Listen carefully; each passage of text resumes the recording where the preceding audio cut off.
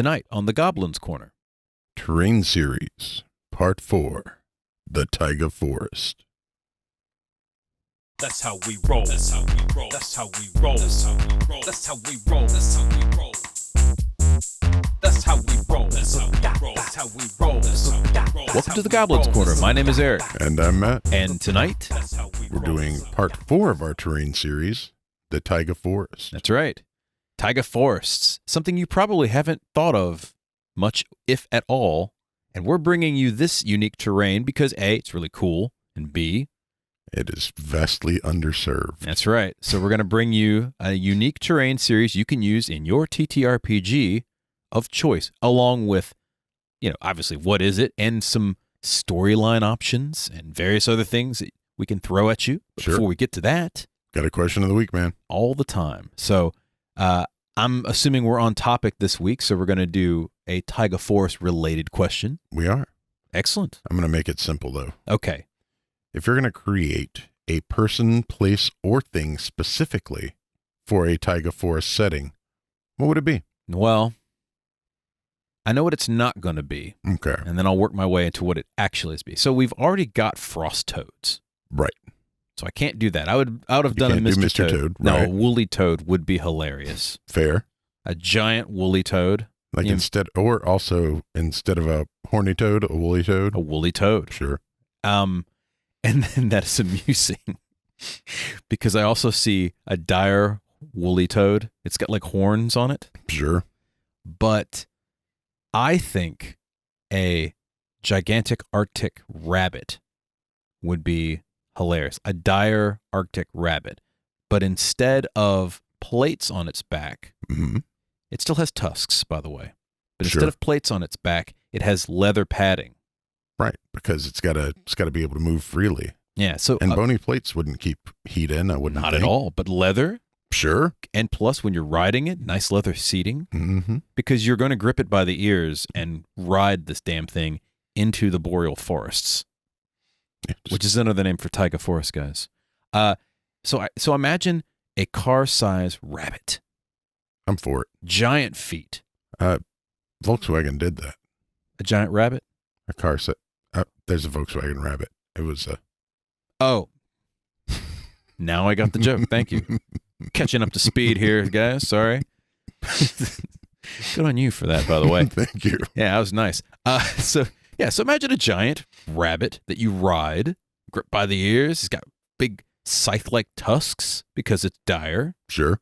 just gracefully thumping through the forest. Choo, choo, choo, choo. Oh my God. Can you imagine what happens if a colony of those sense a predator? The thumping would be enough to drive off the predator. Those would be 4.5 on the Richter scale, Exactly. brother. That's what it is. And, they're good eating. Well, yeah. Hassenpfeffer for Yeah. the whole village. Indeed.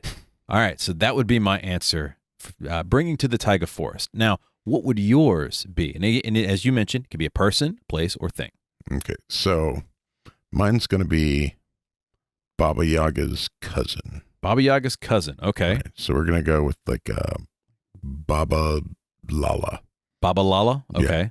I'm cool with that. What's the difference between Baba Yaga and Baba Lala in this term? So Baba Lala is going to have a log cabin on lynx feet. On lynx feet. Yeah, big, puffy, Yeah, soft no, I get. cat I know what a lynx feet. is. Yeah. And she is going to represent found hospitality, like Oh. the force of hospitality. So a kindler, gentler version of Baba Yaga. Yes. However, should you break the hospitality of Baba Lala's cabin, I just like hearing the word Baba Lala. it's, La, la, la, la, yeah, la. it seems fun. Yeah. Great name. If you break her hospitality, the floor of her cabin is a teleportation circle, and it teleports you to her less friendly cousin. I think which would also be humorous as hell is if you got teleported to the rest of the lynx.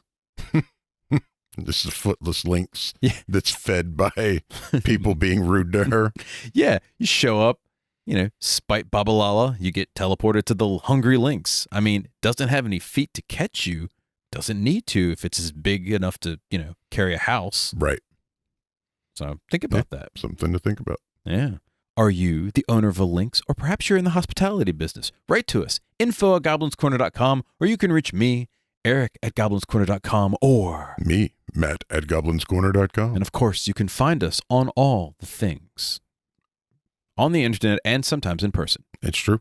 We exist in a physical meat space. We do. We're big walking sacks of meat that occasionally speak. So, speaking of speaking, what are we talking about tonight? Taiga Forests. First off, it should be asked, why are we talking about Taiga Forests? When we discussed where you put dinosaurs, right? It's always in the rainforest or things like that. Swamps. Sure. But nobody ever talks about, where do you put Ice Age creatures? Yeah. Where are the woolly animals from the Pleistocene? Well, Taiga Forest. Taiga Forest is the perfect place for it. And glaciers. Sure. Which can exist in a taiga forest. Or at least near them. Yeah, that's true. So it's a great place to put those types of creatures in a game. And why wouldn't you? I'll tell you why. Giant beaver. Right. There you go. That's it. That's all you need That's to know. all you need to know. That is a real thing. It is absolutely true. Imagine a beaver the size of a pickup truck. Yeah. That's cool, right? Giant armadillos. Giant armadillos sloths. are dope. Yeah, the giant sloth. Saber-toothed tigers, Mhm. scimitar-toothed tigers, which is something I found out about recently. With the really giant, the megatherems. Mm-hmm. Megatherems, I believe. Yep. Yeah, those things are cool. The Paraceratheriums. Yeah, all kinds of theriums going on here, and theorems. The woolly rhinoceros, Mm-hmm. which is believed to be where the actual concept of the unicorn came from. Interesting. And if you don't want to look up a book on the Pleistocene, take your typical animal, multiply it by a factor of 4 to 6, add some hair. The smaller creatures you multiply by 4 to 6. The larger creatures you still multiply by 1.5. Look up the Yukon Camel. Yukon Camel? Camel. Yes, you heard me correctly. There were Ice Age camels. Camels started in North America. Out here in the Yukon, we got a camel the size of a large water tower, just gracefully roaming through the treetops. 14 to 16 feet at the shoulder. Yeah, natural history is cool. That is an enormous camel. And I don't know if you know, but camels are vicious, just ruthless critters. I wouldn't be surprised if it had saber teeth on its humps. All right, so that's one of the reasons why we decided to do Taiga Forests. The saber-humped camel. Saber-humped camel. There you go. Thank you. You're welcome. All right. In addition to that, it's fun, right? It's just fun. I mean, there are so many things that you can do that are just the saber-humped camel, right? Like, that is ridiculous. Except if you look at natural history, it's not all that ridiculous. You think it's ridiculous until I throw it into the next game we play. Here's my surprised face. Everybody else is playing that game for the cleric game. We are going to have a saber-humped camel at some point in the game. Yeah. Try writing that, guys. Also, it is a forgotten biome. Yeah. It's just not something you think don't about. see it. Which is weird because it is a huge swath of the world. An enormous swath. Most of Siberia. Right. And normally when people think of frigid lands, they go to the tundra, right? Like that's where their brain goes. But that's not all that realistic. The tundra does exist, obviously, but usually it's bordered on at least one side by a taiga. How did you get to the tundra? There you go. So that's why we're doing it. Now, what exactly is a taiga forest? Let me explain. And we looked this up, by the way, on Wikipedia, so if it's incorrect, blame Wikipedia. Taiga forest is often referred to as a boreal or snow forest. Good to know. Mm-hmm. It's characterized by coniferous forests consisting mostly of pines, spruces, and larches. Could you pick a larch out? I could, but here's why. I know a pine tree because we live in Georgia and that's all that exists, but... So the reason I could pick the larch out of that lineup is because I know what the other two appropriately look like. Fair enough. There you go. So I just play one of these things is not like the others. We're not botanists. Taiga is the terrestrial biome with the lowest annual average temperature. It is subarctic. Extreme temperatures can be lower than the tundra, so anywhere around minus 60 degrees Fahrenheit or up to 70 degrees in the summer. Fahrenheit, again. Right. For those in the UK, do the math. Those numbers change. Yeah, do the math. Not much precipitation, often glaciation, and usually has poor soil. So it's basically pine forest. Yeah. A cold, cold pine forest. Now, if memory serves me correct, if you look at like the David Attenborough shows or any of the nature programs, it's usually they're not really, some of them are really tall trees, but some of them, it's usually like interspersed pine trees with snow. Yes. And it's the one that always have the Arctic foxes dancing in the winter and the caribou roaming through and such. Mm-hmm. And little else. Yeah, there's not much in the way of undergrowth. So if you're looking for a Christmas tree, it's a perfect place to go. Beautiful in the summer as well. It's true. Now, one of the things we didn't mention a lot in here is that in the summer, it is not a snow forest. It is a coniferous. That sounds so much like carnivorous. I keep trying not to mess It's a carnivorous forest. It is a coniferous swamp, basically. Because, in some areas, yeah. In some areas it's not, but it depends. But it can be a swamp because oftentimes there's permafrost. Mm-hmm. So, and all that snow doesn't run any place because a lot of times it's flat with depressions. Now, if you're running a game, it will be a swamp. There's no doubt about that. It's a swamp in the summer, and it's a winter hellhole in the winter. Right? Sure. I mean, that's how I would run it. I'm going to have, because there's going to be sturges there, right? Because it's going to be a giant swamp.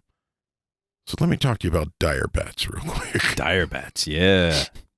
Another thing you can ride. Right. Bats eat mosquitoes. If the mosquitoes are the size of a sturge, then you're going to need bats that are large Dire enough bats. to eat those. No, right? I'm Makes following sense. you on that. Or Yeah. dire pigeons. Dire Sure. birds of any type, really. Yeah. That'd be kind of cool, too. Think about that. All right, so the taiga presents various unique challenges, and we're going to just go through the typical qualities that we have done for the last couple of terrain series. So we'll go into like travel and terrain and so forth. But there are some different challenges that are, I would say, very unique versus like a swamp or something else. Sure. So let's talk a little bit about traveling in a taiga. And we'll start with, first off, the winter. Okay. How hard is it to travel in the winter? Do you have a mount with snowshoes? If you are riding something like a dire lynx that has big puffy feet that are designed for snow travel. And why wouldn't you ride a dire lynx? I want one as a Think pet. about it. Yeah, big fat So cat. fluffy. It's got the tufts on his ears. Oh my yeah. God, so adorable. I love lynxes. Whips in the wind. But anyway, right, something like that would allow you to travel relatively easily. If you don't have a mount and you're in knee-deep snow because the snowfall banks against all of the trees, it is going to be a nightmare cold slog. Mm-hmm. It's not impossible, but it's highly improbable. Yeah. So something to think about. You've got, treacherous foot traffic, basically. And it may not snow a lot, as we mentioned, but the snow doesn't go anywhere. Didn't go anywhere, yeah, because even in the summer, you still may have permafrost. Right. It may still be snow in the summer, too. That's another thing to In consider. some places, yeah. In winter, it's almost impossible, because if you do get snowfall, now it's everywhere. Right. And there's nothing to eat. And so getting from one place to the next is going to be tough. In the summertime, you've got, as you mentioned, a bog. Right. In many places. Or forest, but even then, it's conifer forest, so it's not like there's not apple trees growing anywhere. No, there's none of that. Now, pine needles and spruce tips and such are edible. The good news is you won't die of scurvy. Fair enough. You're not going to collect enough calories to survive without hunting critters. And in this kind of place, critters can be dangerous. Yes, absolutely. So it is often a large environment as well, because these, at least in our world, these forests are fairly huge. Right. And in your game, it should be one of the last refuges for, say, the Fae or other creatures and stuff. We'll get to that in a minute, but Sure. think of it as a giant forest. And when we say giant, let's put this in size here. For those of you who are in Europe, a taiga forest is the size of your continent. That's not an exaggeration. That is a literal size description. It's big. Your entire continent is this forest. Now, it doesn't have to in your game, but if you want to impose a sense of awe or distance, imagine they teleport in. They're in the middle of a taiga forest. They look around. They see a bunch of trees. They go a few miles or a few days. They still see the same type of trees. They travel for a month. There's still the same type of trees. Occasionally a snow fox bounds around. Dire bunny. Yeah, dire bunny. Gracefully scything through the trees with this big mandibles and such. It's got mandibles now? Well, yeah, why not? Of course it has mandibles and those giant scythe-like teeth. So the terrain can get you. Traveling is tough. Yeah. We talk about the terrain, of course. We mentioned the forest and the swamps. What else could be in a taiga forest in terms of terrain? Oftentimes, taiga forests are bordered by mountain ranges. Okay, so you've got some mountain adventures as well. Might have some orcs in there. Sure. Or just have to climb a damn mountain. Or Arctic dwarves. Arctic dwarves, yeah. Mining for true ice. Sure. Or even, just... Molson ice or other types of ice. Who knows? I don't think they're mining for No, Molson ice. no, They no like one- real beer. No one mines for Molson ice. Permafrost is another thing you could have, as we mentioned before. Now, permafrost sucks. There you go.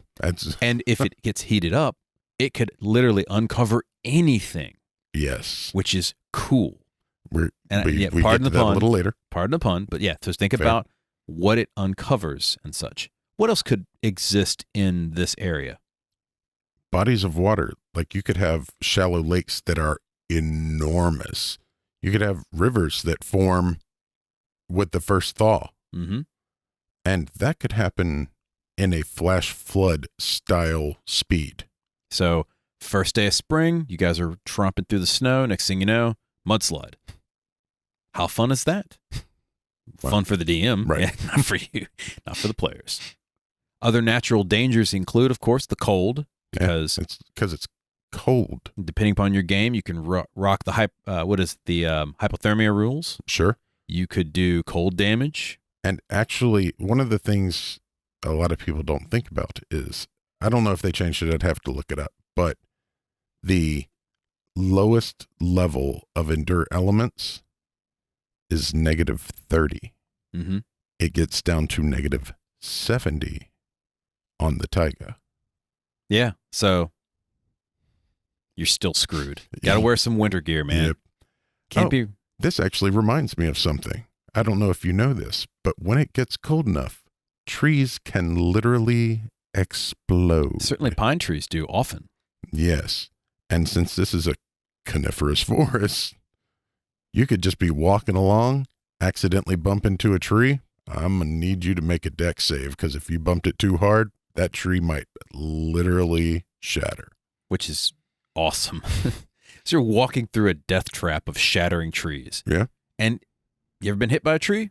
I haven't. You know why? Because if you did, you're dead. Oh, no. Trees are huge. The trees don't fall on you. That's the problem. The center of the trunks literally explode. They shatter. And the shrapnel Yep. pierces you, and then the tree falls on you. Yeah. And then, the rest of the tree falls. Yeah, so it sucks. It's bad days. There's also, and we mentioned this a little bit, there's a lack of resources, Sure. unless you're, just a hardcore survivalist. And again, depends on your game, Right. but something to add a little realism as well. The wildlife is always hungry. Because Yes. there's wolves or dire wolves or, as I mentioned, carnivorous, rampaging rabbits, dire rabbits with mandibles and scythe-like. They probably have tentacles at this point. Why not? Dire caribou. Dire caribou, yeah. How big is that? A dire moose. Yeah, you know where we're going with this. Yep. That thing could see over the trees. That would be terrifying.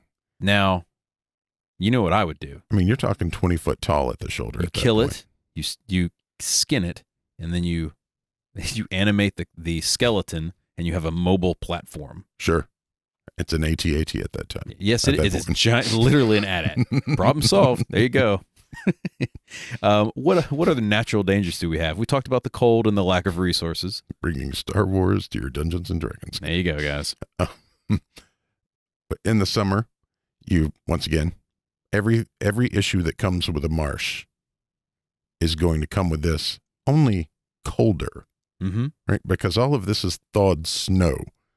Once again, the hypothermia is real.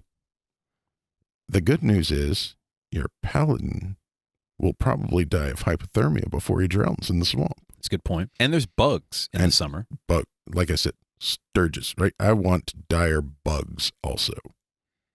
Giant scorpions, maybe, or centipedes, certainly. Yeah, absolutely. What Giant is it? dragonflies. The remoras, the Yeah. ones on the ice. You could totally add those in. We'll talk more about that stuff. We're getting to creatures in a little bit. The marshy land. So yeah, your paladin's going to sink. Have a backup paladin. Speaking of sinking, Oh, there's varying terrain that you could also present. So we're talking, we've been talking mostly like marshy land or mountainous land, but there's also some other examples. So give me some. so the taiga most likely runs all the way to the coast. Okay, so you could have a nice ocean-going vessel hit the taiga. Sure. Cool. Sinkholes Sure.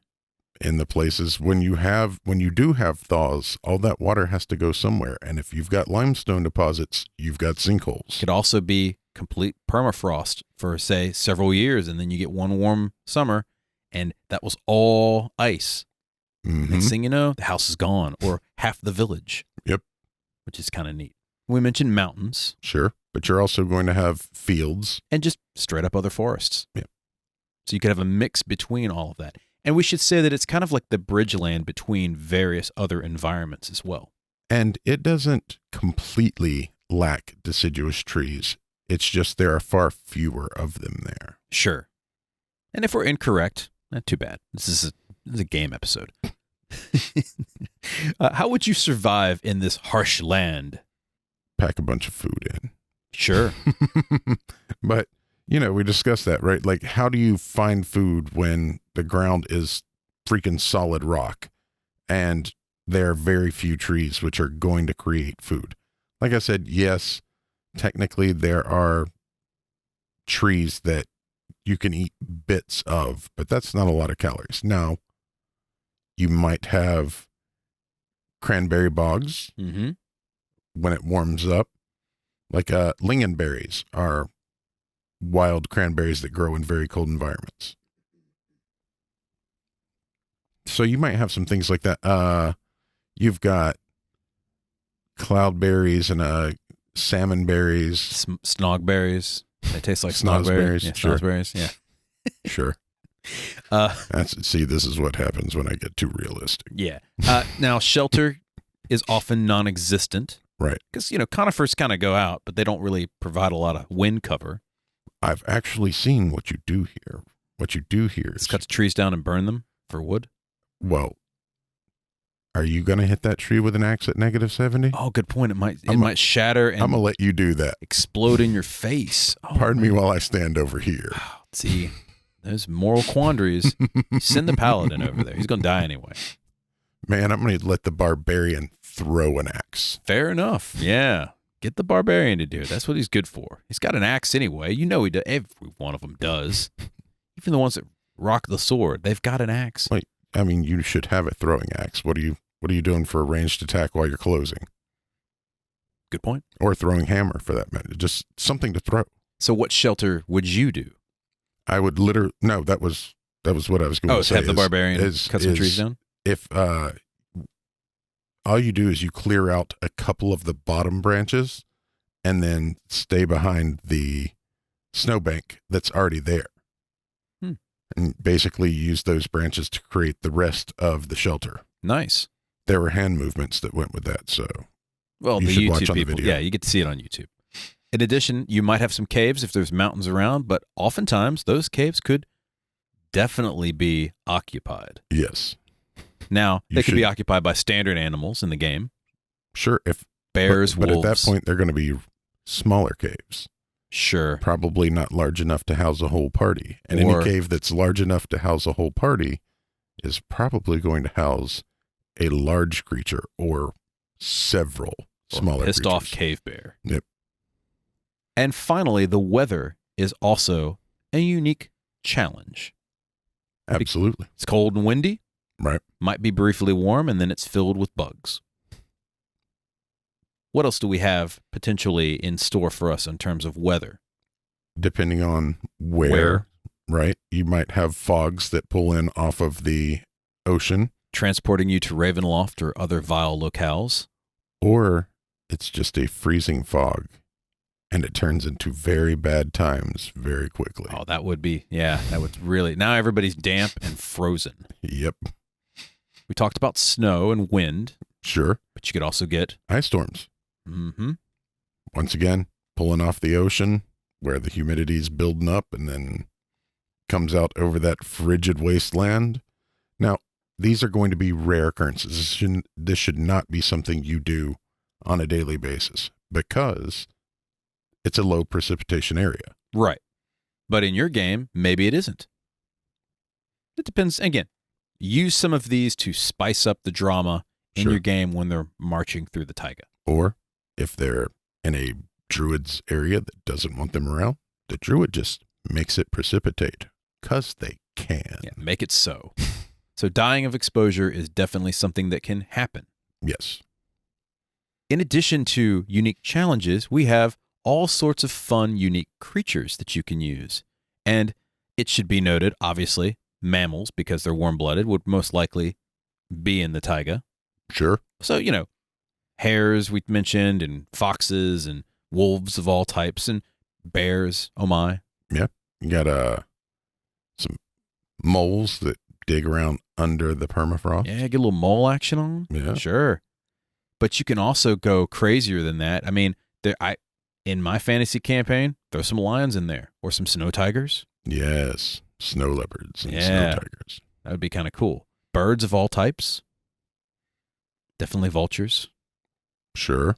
And or snow vultures or whatever the equivalent of that is. Right. I don't. ravens. Is there a snow vulture? No. No. Ravens There are now. Vultures. Sure. There you go. And that answers that. I'm having snow vultures in my game. But you mentioned ravens. Okay. Right. Yeah. Once again, you've got your normal mammals, right? But you could, and regular birds, but you could have cold adapted magical creatures or cold adapted normal creatures like ice lizards, Mr. Frosttoad, Mr. Toad, man. That's my boy. ice beetles, Ice or beetles. Yeah. Ice beetles would be cool. We mentioned, an ice armadillo of some sort. sure. Imagine a furry salamander. Who knows? It could Why not? happen. Yeah, Hey, man, they got remoras in the Arctic. sure. In D&D. What is it? They look like centipedes, but they're warm, Yeah, their backs turn. bright red, and they And melt burn, through yeah. the permafrost. So I mean, like, if they've got that kind of crap, why not? Magic adaptation. Yeah, that's how it works. In the summertime, you could have all sorts of swamp creatures. Yes. And if you'd like a list of those creatures that are deadly in the swamp, go listen to our terrain series on swamps. Yeah. And as it starts to cool down, maybe they move further south or further north, depending on how your world's They grow your fur geography. and bigger teeth. So the the velociraptor basically just grows fur. The maned velociraptor. The maned velociraptor. Think about that. It goes from cold-blooded to warm-blooded. That would be interesting. That Yeah, would be that's a cool For a concept. sci-fi game, Yeah. that would be awesome. The ultimate predator. I'm for that. I'm for that as well. You can get polar creatures of all sorts. Mhm. So polar bears, obviously, but penguins, Sure. seals if you're on the coast. Yep. Sea lions and walruses and all of that fun stuff. Growler bears. Yeah, yeah. And of course, we mentioned the megafauna from the Pleistocene. So what are some examples that we maybe didn't mention? Well, I don't think we actually mentioned the classic, which is the mammoth or the mastodon. Yeah, I mean, woolly mammoth. I started to say that's the big one, but Ah, I like that pun. I got hit with my own pun. We kind of mentioned cave bears and then glyptodons, which are the giant armadillos that have fur on them. Right. giant armadillo. Giant armadillos. Something I would like you to consider, folks. Armadillos carry disease. They carry leprosy. They are the only creatures that carry leprosy Mm-hmm. other than humans. I'm just saying, if you're really not a nice DM, They carry mummy rot too. a mummified glyptodon. That's awful. I'm here for you. Giant sloths. Giant sloths. Sloths that exist now are related to the creatures that used to exist. But giant sloths were not Slow. slow, nor were they pacifists. Here's something I learned. There's actually a dire wolf. Yeah, oh yeah, like a proper direwolf. There's literally a dire wolf. Yeah. There you go. That's a for real thing. That is a for real thing. And you should totally put that in your taiga. Yes. Stick that in your taiga. And smoke it. Yeah. Woolly rhinos, we mentioned. Of course, the real reason we would want to do the taiga forest, giant beavers. Giant beavers. Big ass beaver. And then I could do the I think scene it from belonged I could do the scene from Naked Gun. Look at the size of that beaver. Oh, I was going with Primus. Oh, I like that too. Yeah, we got both deep cuts from the 90s, guys. Yeah. All right. And finally, I would say finally, but if you're playing a fantasy campaign, You've got to have your magical creatures and monsters. 100%. So what are some magical monsters and creatures that we would add to the taiga? Dire everything. Everything. Dire moose, Dire Arctic fox. dire octopus that's furred. I'm Sure. just going to add random animals and add fur and make it bigger. Sure. A dire lionfish that's furred. Sure. I'm totally down for that as well. Remora, as we mentioned, dire, any type of giant bugs. So a dire mosquito, Yes. which is basically a sturge. When I mentioned dire mosquito while we were talking about this, it occurred to me that sturges are literally serve that purpose. Yes. Elementals of all stripes. Sure. Obviously, an ice elemental would be perfect, or some kind of fog elemental would be cool. I also, like, you know me, I like the idea of pair elementals as well. The combination elementals, a permafrost elemental. That would be very interesting. And in the summer, it would be a swamp elemental. It could, I mean, you could have a mud elemental that's also ooze. a permafrost elemental. Yeah. Think about some fun elementals you could add to that. And of course, when you got elementals and other types of spirits, you obviously have fae. I mean, you've got a giant ancient forest. You should have fae. You should. You just should. What are some good winter fae that would be useful to add to this? Well, first off, you could have winter eladrin, obviously. The thing is to me, the taiga feels very Slavic. So you could have hags. You could have hags. Yeah, so like some kind of winter hag would be kind of cool. There's what is it? Sprites of ice and snow as well. Sure. You can flavor any fae that exists with colder flavors. Summer versus winter court. Mm-hmm. What else could you have? You could have goblinoids, right? A lot of times they're pushed to the edges of places that are habitable. And so you got, orcs, hobgoblins, bugbears, regular goblins. And you could have just straight up goblins and bugbears and such, or you could have cold adapted ones as well. Sure. Maybe ferocious furred tusked goblins. Dire goblins. Dire goblins. Yeah, think about Dire that. goblins. Dire goblins. A goblin, 8 foot tall, bulbous headed goblin with scythe like teeth. Just a beautiful mane of fur Yeah. and a big club. He's still got the same squeaky voice Oh, yeah. Sure. Why not? because goblins. What are you going to do? Tell them not to? Yeah. Hey, put a little bass in your voice. Thud. And I want to add one more type of creature that I think would be really cool that we haven't seen much of. Yes. Treants. Yes. Or if you're Lord of the Rings, Ints. Right. But the coniferous type. Not carnivorous, but Coniferous. it's coniferous. See, It's it's hard to say. Yeah. It's true. Especially, we're talking about TTRPGs. Carnivorous is the default word there. Fair enough. But no, yeah. I don't know that I have ever seen a coniferous treant drawing art anywhere. There you go. Something to think about, artists. It's true. Drop a couple pine trees as treants. And after you do add that, them to this campaign. It'd be great. It'd be super cool. Super cool. After you do that, I want a bonsai treant. A bonsai treant. Yes. Just a tiny little treant, but it's still 500 years super old. Super feng shui, though. Yeah. All right. We're going to talk a little bit more about Taiga Forests, but we'll be right back. After these messages.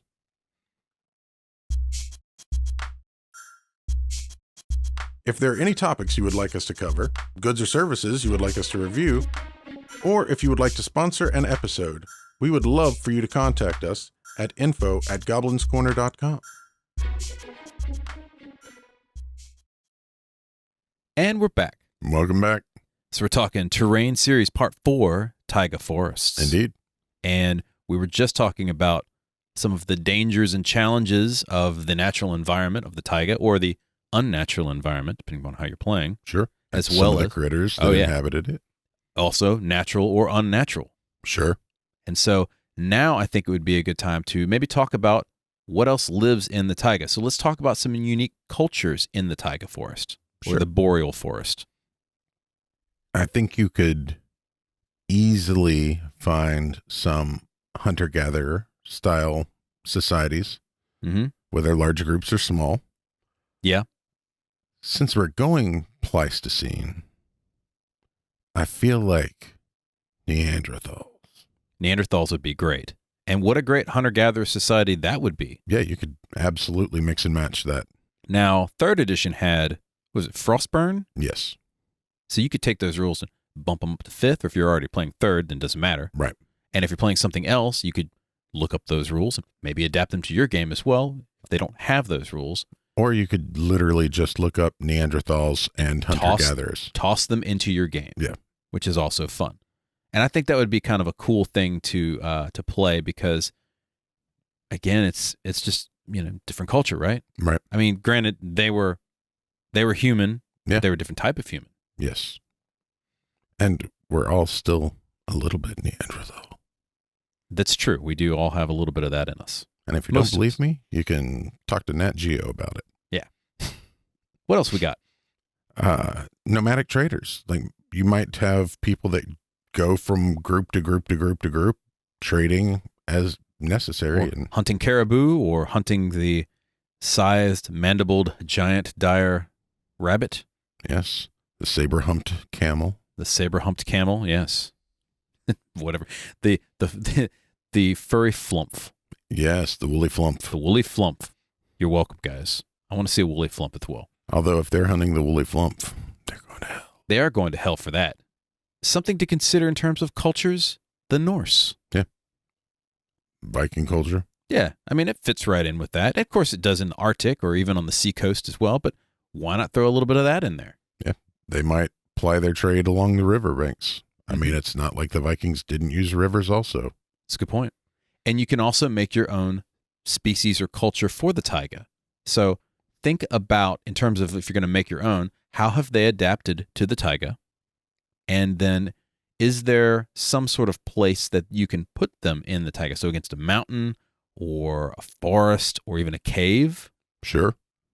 And this is a place, by the way, that's absolutely ripe for creating your own species. As we stated, it's already an underserved location. It is a great place to put new things. Third-party authors? Yeah. You're welcome. Please. Make a source book, please. We've got raiders, thieves, brigands, like, Tin Towns is a great example of that, right? Like just outlaw outposts. Yeah. And, the taiga forest is pretty much on the edge of the world anyway.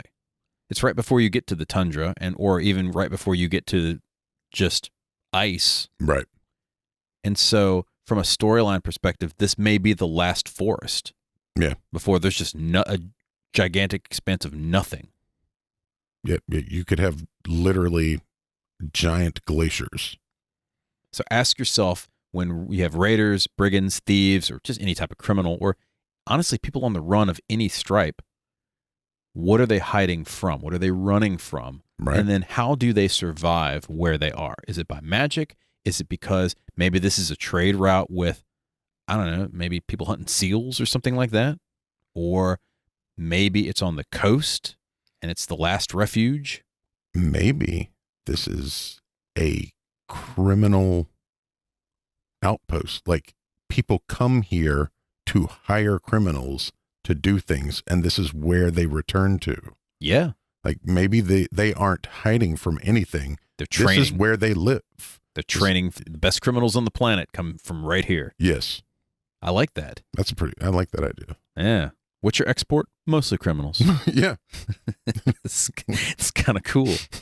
You can also think about trailblazers, because there's going to be explorers. This is like the last great refuge of wilderness. And you're always going to have some noble that is the first person, or the person that wants to be the first person to stick a flag somewhere. Yep. Explorers, explorer societies would be great. And this, by the way, isn't just like NPCs you can stick in. These can also be different types of examples for storylines. So you could have an explorer society literally hire the adventurers to go to the taiga. Right. Hey, we need muscle. It's dangerous out there. We found this artifact. It dates from this place at this time. Go find some more. Sure. Cartographers would be cool.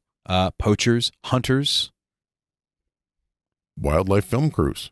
Yeah, which we added from our Swamps episode. And you know what? Why not? Yeah. You're in a Shadowrun campaign, chummer. Then you've got a Tridio drone flying, with you. Or if you're from an Eberron campaign, you've got somebody who's literally recording it on a magic crystal. The woolly juggernaut from Shadowrun. So imagine it, take a juggernaut and make it even bigger. Give it tusks. The dire juggernaut. The dire juggernaut. Yes. That would be awesome. You could have corporate biomedical teams. Maybe there's something in the taiga that is very interesting. You've got lichens. You've got giant fungal fields, like huge. Vast tracts of land. Well, the largest plant in the world is A fungus. a fungus. Yeah. Yeah. Something else to consider because you're in the taiga. Oil. Sure. I Yeah. mean, And if you're in a or sci- methane or some kind of resource. Because if you got permafrost, there could be organic material right below the permafrost. Sure. Sitting there quietly for millennia, doing what it does, turning into oil or methane or other types of, even coal, I guess. Yeah. Something else you could have is just research groups. Yeah. Right. So Just- corporate or academic. what you need to have is basically something in the taiga to make it worth it. So what is it? Why are they going to make this dangerous trek? Sure. And for some of them, it's going to be knowledge. For some of them, it's going to be Resources, ruins. cash money, Yeah. export of thieves. I really like that idea. That is something I have not heard of. I don't think I've ever heard of that. What do you export? Thieves. You hear a lot of like fantasy stories and stuff. Or this place makes the greatest warriors, right? They This export place- the best steel. Yeah, they export the best sorcerers. This is a mage college here. You don't hear a lot of thieves. No. You want some cutthroats? You go here. Yes. This is what you need to get a job done, and you don't care about the moral repercussions. Talk to these people. We're using that. That's awesome. Something to consider because it is filled with nature cults. It's a great place for them because they're huge tracts of generally uninhabited land. Mm-hmm. So It is a place where nature rules. Yes. So you could do elemental worship is one thing that comes to mind for me. Sure. You've got like a spirit of frost or something like that. Or if you're in the Forgotten Realms, what is it? Auril? Mm-hmm. Frost Maiden. Yeah. Literally. You've wind. So you could have Shandakel for Forgotten Realms or Yep. any of the others. Let's see. Druids. Sure. Lycanthropes. I could see that. But not just lycanthropes. You could have dire woolly lycanthropes. Dire woolly mastodon lycanthropes. A were-mastodon. Were-mastodon. You're welcome once again. A were-glyptodon. Yes, I want a giant furry armadillo. I'm picturing that in my mind, and I'm liking everything I see. Doesn't that basically just kind of come out as ridiculous? A Teenage Mutant Ninja Turtle, but with like an alligator snapping turtle? And a tail. Yes, that would be cool. And also dead gods. What a great place for either the original gods or gods which have died to reside and be found. Or an elder evil locked beneath the ice. Yes. Wise healers or protectors of nature magic would also be a great storyline option for cultures. Yeah. And as you stated before, not only could it be where dead gods are, but this could be where the old gods live. Yeah. There's a deific retirement home out in the middle of the taiga. Instead of like Olympus, they go into the forest. Yeah. Just chill. I mean, they've got a sun god there to keep them warm. Yeah. That would be kind of neat. Can you imagine? Mystical forest where it just opens up and there's a village. You don't pitch this. You don't foreshadow it. Nothing. Your heroes are just marching along through the taiga. Wow, there's a brightly lit forest over there, or a brightly lit village over there. Welcome to Shangri-La. Exactly. It's right there. Yeah, that would be fun. We mentioned ancient evils, but also ancient goods would be fun. Yeah. And most importantly, especially for a fantasy campaign, lost kingdoms. Absolutely. Ruins, guys. Lots of frozen ruins where or liches. Not ruins. Or not ruins, where liches reside. And yeah. What if it was literally just a lost kingdom? If you go 1,000 miles in any direction and you haven't found any other place yet, at what point in time do you just start building your kingdom? Good point. Yeah, we decided to stop here. We built this kingdom. It's got some reserves of whatever. Yeah. And we've existed here for thousands of years because no one else has messed with us. Right. No one else is going to trek into the woods. We got nobody on, north of us because it's glaciers. Right. And everybody from the south is way to the south. Way to the south. Yeah. Perfect place to be. That would be hilarious. So what do we know about these lost kingdoms or existing kingdoms? Stories, rumors, myths, maybe a little bit of both? Maybe just talk from the seafarers on the coast. Or maybe we don't know, depending on how you want to run your game, you get hired by a cartographer and you didn't know anything about it. You were just out there mapping stuff and stumbled upon, boom, kingdom. This huge kingdom, yeah. Could also go, we talked about ancient tech or magic, but you could also do some sort of tech level on a cyberpunk scale as well. Imagine a group of hackers that are out in the woods. They've got their own power source. Maybe there's some geothermal power that's powering all of their stuff, and they're just a group of hackers that have connected to the global satellite network. They're out in the middle of nowhere, so no one's going to find them. It's true. And one of the other benefits is... What are you going to do? You can trace their matrix run back? Okay. Now you still have at least a couple hours before the ballistic missiles get there. Right. It's like, can't nuke them from orbit. And they don't have to worry about cooling for their overclocked machines. Yeah, they just stick them outside. Yes. Like literally. That's a good point. So a lot of fun options for a culture in the taiga. Their server closet just has an open window. It's not a closet. It's mostly just a sunroom. Yeah. Yeah. I can see that. That's really fun. Let's talk a little bit about some themes for the taiga. Sure. One of the themes we usually cover is travel. So getting from here to there. Right. Chases. Oh, yeah. Being chased through the woods where it's just never ending. All you can hear is the dire moose behind you crashing through the woods. As it stomps like an AT-AT. So you're on the run. That's another theme that's in terms of travel.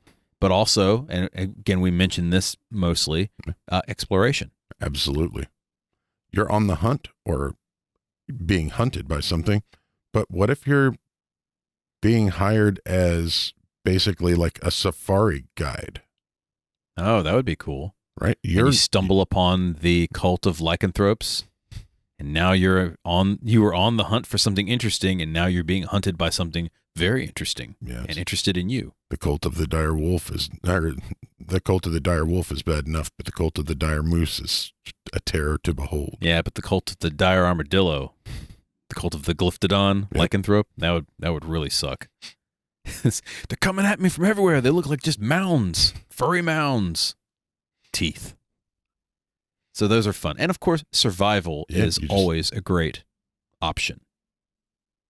It's hard out here. Yeah, the theme of survival is always something that's fun. Primal spirits and primal magic is our next theme. Sure. You've got old fae. Yeah, so it could literally be maybe the original ones.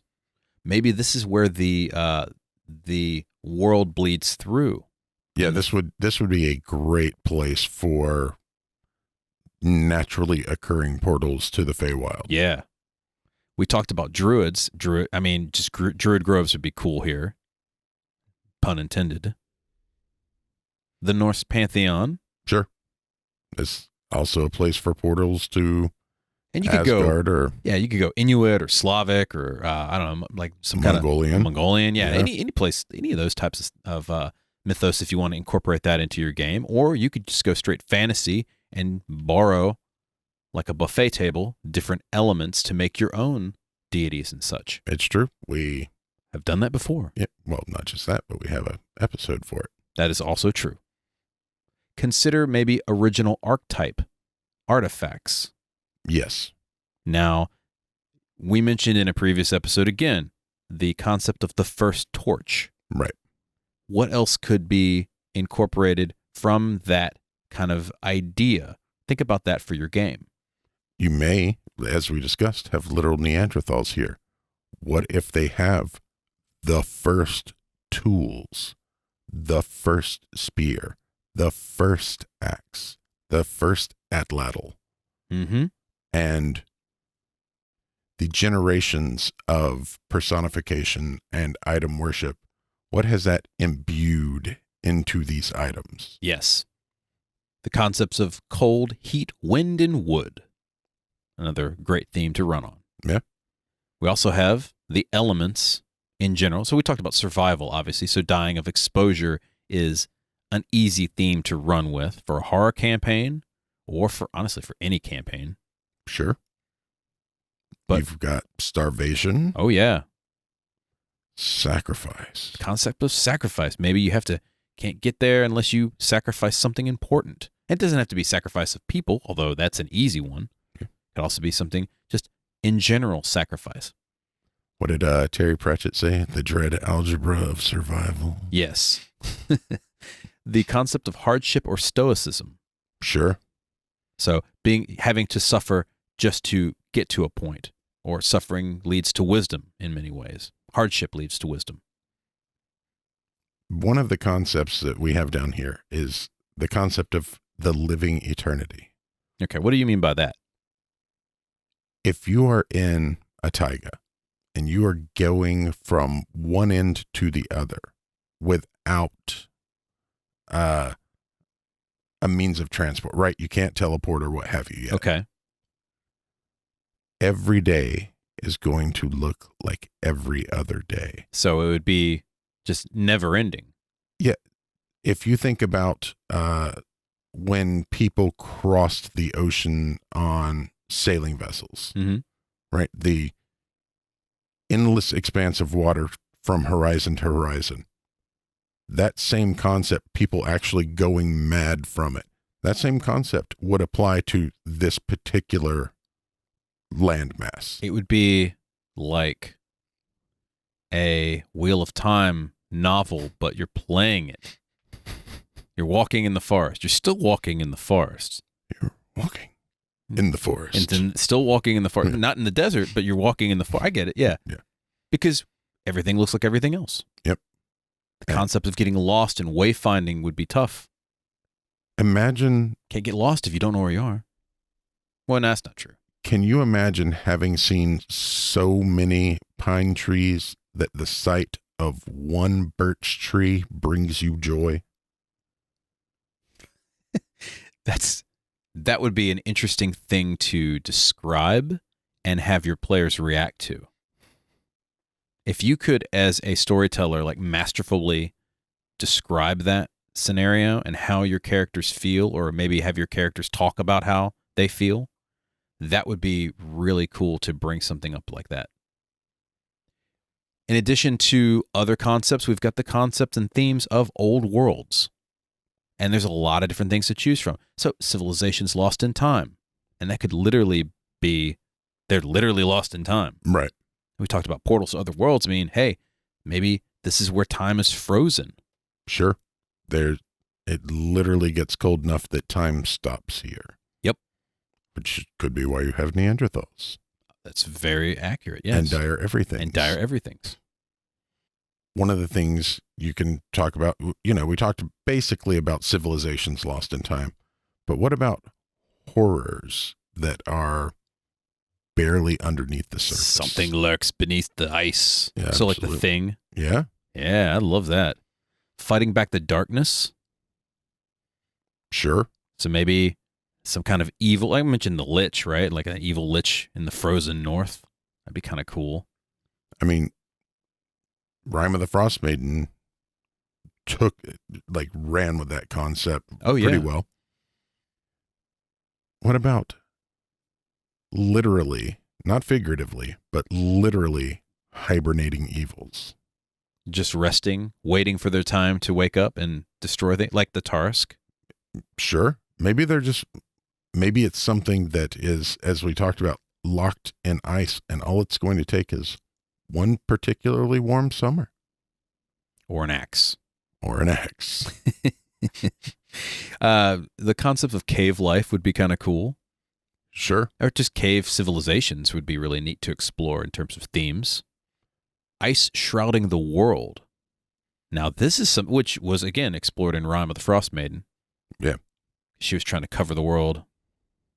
In eternal darkness and ice. Yeah, but I mean, what if there's like an artifact that's just beaming cold out?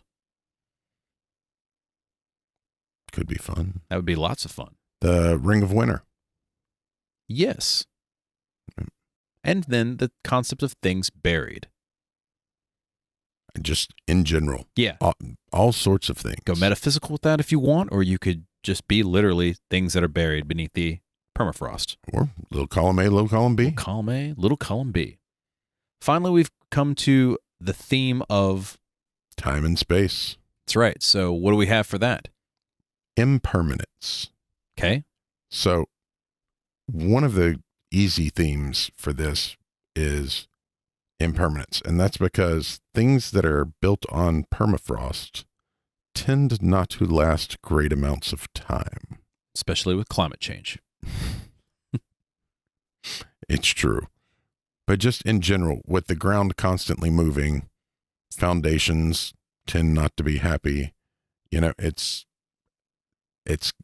things are facing constant pressure from above, right? The elements, but also from beneath in a way that you don't find in most other parts of the world.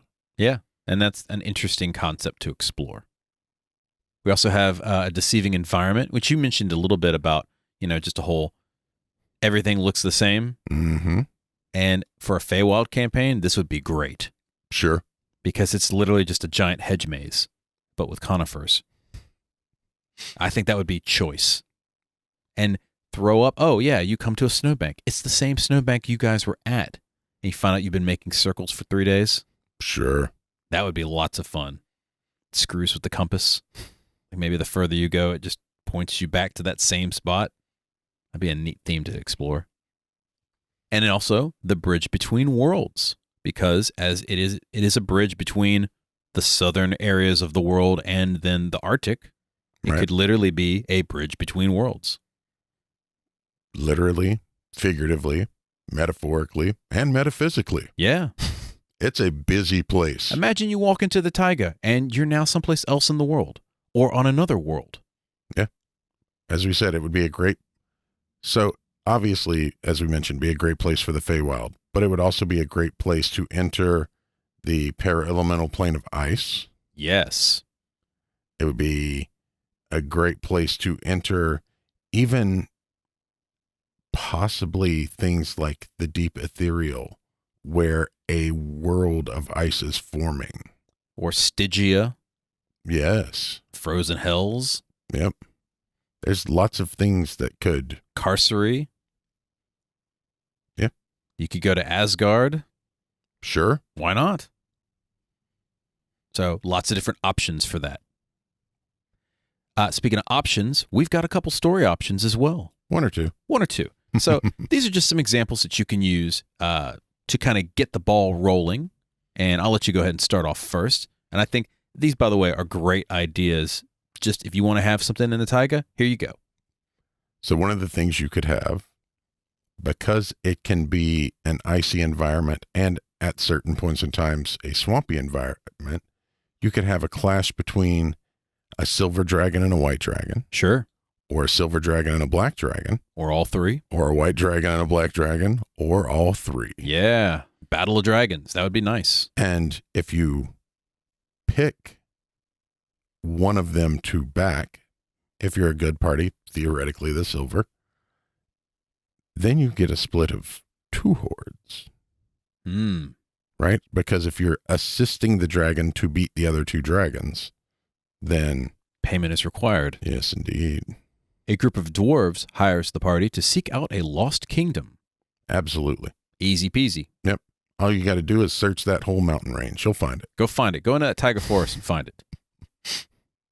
Rumors of monsters in the woods could just be Neanderthals. Yeah.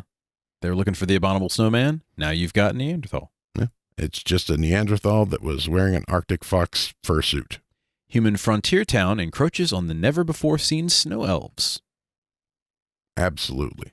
We or need snow more goblins or snow orcs or snow creature. Right.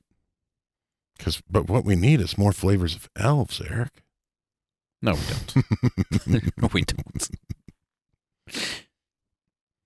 All right. A particularly hot summer could melt a local glacier and unearth terrors that are frozen. So, what kind of terrors? Is it an evil artifact? Is it creatures that were capable of surviving in the glacier? What is it? Could literally be anything. A group of lycanthropes hunts the PCs for sport. That's right, the cult of the Glyptodon. Yeah, or it hunts the town for sport. Yeah. The PCs stumble upon it, or whatever. Sure. The PCs are hired to hunt the lycanthropes that are hunting the town. Also a great story option. Characters are lost in the forest and must survive. On the giant Arctic hare. Sure. As they ride it with its delicious feet, leatherback seats. It's got stereo. I don't know. Why not? Sure. Mandibles and a scythe. All right. An expanding town angers the ancient spirits of the woods. And now they got to deal with that. Or the PCs have to deal with that. One way or the other. Yeah, every time. Stupid humans. Stupid people. Walking along a particular path in the forest takes the players to ... Shangri-La. Right? The elemental plane of ice. The Or Feywild. a cave bear's mouth. Most likely. A merchant beseeches the players to find magical ice which does not melt. Sure. I didn't come up with this one, by the way. This is a fairy tale episode. Oh. The anime? Yeah. Just to let you know. Still works. Yeah. Well, that concept has been around For a long time. Yeah. I mean, Dragonlance had it. Dire blank plagues the town. Yeah. A dire anything can plague a town if you don't have adventurers. I love all of this. Dire ants. Sure. Giant, fully rhinoceros ants. Why not? PCs are hired to dismantle a dire beaver dam, which is threatening to flood the town. Now think of a beaver dam and think of a dire beaver dam. That's awesome. Yeah. I'm telling you, dire beavers, man. That's what's up. And this is part of why we brought up the dire beavers. Because they're great. Huge car-sized beavers did exist, and B, because instead of just being a nuisance, they could be an actual threat by just being beavers. Or they could be trained construction crews. Also true. Yeah. Think about it, If guys. you wanted, if You got the town, one druid with animal friendship, brother, you are sold. Yep. Now all of a sudden you have a fishing town in Yeah. the middle of the taiga. I need a lake right there. It's easy. Got a couple dire beavers, go to town. So what you do is you take the dire moles and you have them dig the pit, Yes. and then you have the dire beavers make the dam. Boom. And you carry everything on the dire moose. Yeah. Problem solved. And you eat the dire rabbits. The spirit of a long-dead surveyor tricks others into the woods to die of exposure. Yep. Simple, Sure. but effective. Great for a horror game. Or great to get PCs lost in Taiga Forest. Sure. He's a helper. PCs hired by a mysterious stranger to retrieve an ancient relic. So once again, here we've got down the first torch as an example, but obviously it could be any ancient relic. Yeah. And finally, miners, or a hot summer, or Whatever. pesky kids Right. investigating something, unearth a long-lost civilization of ruins. What is that civilization? What are those ruins? What horrors are unlurked? What artifacts are uncovered? What shenanigans are your characters going to get into? Always a fun story option. I'm going to blame it on the dire mole rat. Or the dire beaver. So there you have it. Some story options, unique challenges, creatures and such for you to interject into your world in the Taiga Forest. Fun. I love it. Yeah, everything Seems about like fun. it. Did we miss something? Write to us. info@goblinscorner.com, or you can reach me, eric@goblinscorner.com, or Me, Matt at goblinscorner.com. we're on all of the things. Here are some things we happen to be on. We're on Twitter, Facebook, Pinterest, YouTube, and Twitch. As Goblins Corner, We're also on Instagram. as The Goblins Corner. Did you like our show? Subscribe to the podcast on your favorite player, YouTube and Twitch. If you could do us a favor and click the 5 stars and give us a review on iTunes, Podchaser, YouTube, all that sort of thing, it boosts our show and it feeds the hungry algorithm. That's right, so that we can bring more dire beavers to your game. Indeed. Building better dams. Mind you, moose bites can be quite nasty. And it's also true. That's all the time we have for tonight. Once again, my name's Eric, And I'm Matt. and we'll see you next time. Good night.